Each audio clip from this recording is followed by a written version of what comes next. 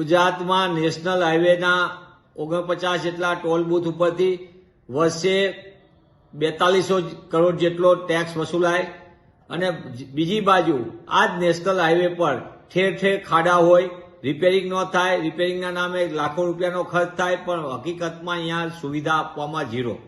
National highway authority એ ભ્રષ્ટાચારનું epicentre છે.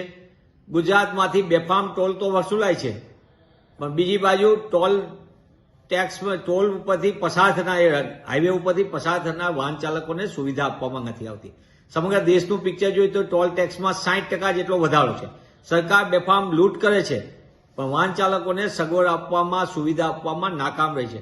ત્યારે ગુજરાતના પસાર થતા નેશનલ હાઈવે તાત્કાલિક દુરસ્ત કરવામાં આવે.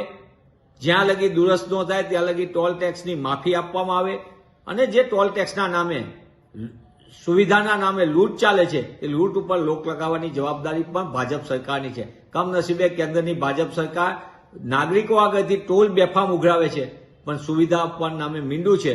ત્યારે આ ટોલ ટેક્સના આંકડા પણ ચોંકાવનારા છે. ત્યારે સરકાર ક્યારે આ દિશામાં જાગશે અને ક્યારે નાગરિકોને સુવિધા આપશે એ મોટો પ્રશ્ન છે.